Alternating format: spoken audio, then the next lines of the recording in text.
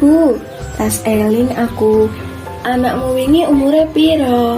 Isih sak ngisore 2 tahun to? Iya Bu, tak 14 sasi. Ana apa lo pancene? Wow, aku diwenehi ngerti anakku kampus kuliah iku Bu. Jarene sasi ngarep ana biyen. Biyen iku apa to Bu? Iku lho Bu, bulan imunisasi anak nasional. Program pemerintah kanggo nglindhungi anak saka lelara. Karo menehake imunisasi tambahan campak rubella. Nembe mireng aku yen ana program biyen saka pemerintah. Apa wajib to Bu? Yang iso ditumuti Bu, soale imunisasi biyen iku diprelokake kanggo nyegah kesakitan lan kecacatan akibat polio, campak, rubella, difteri lan sapiturute. Loh, kok rame-rame maneh ngomongnya apa lho iki? Iki lho Bu, nembe diwenehi ngerti aku karo Bu Mariati. Yen sasi ngarep ana biyen. Wis ngerti durung? Walah, iya ngerti. Nanging aku wegah ngeterke anakku melu program iku. Akeh kan ngomong mengko bisa nyebabake gagal ginjal. Loh, oleh info saka ngendi iku Bu? Wow, aku ndeleng ing medsos ana kang ngomong mangkono. Warta hoax iku Bu, sakwise imunisasi biasanya pancen ana efek samping, apa maneh bocah cilik. Nanging iku normal. Biasane bocah panas, muncul ruam abang lan abu ing bekas suntikan.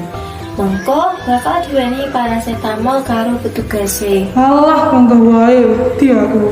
Luwih apik anakku tak terke menyang dokter spesialis wae. Biyen bulan imunisasi anak nasional.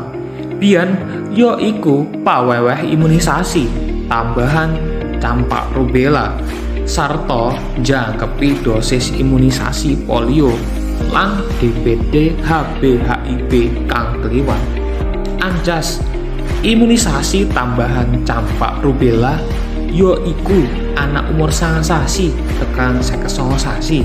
Dene ancas bocah kang arep entuk imunisasi kejar ya iku anak umur 12 sasi tekan 59 sasi kanggo bocah kang ora utawa durung pepak ngolehake imunisasi OPV, imunisasi IPV lan imunisasi DPT HB HIV biyen dilaksanakake setahun sepisan lawase sak sasi kanggo Pulo Jawa lan Bali.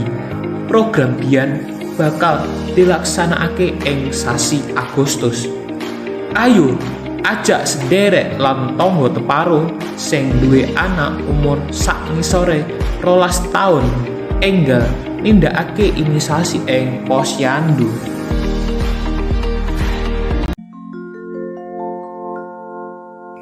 Iklan layanan masyarakat kaaturaken dening SMA Negeri 1 Gondang Tulungagung.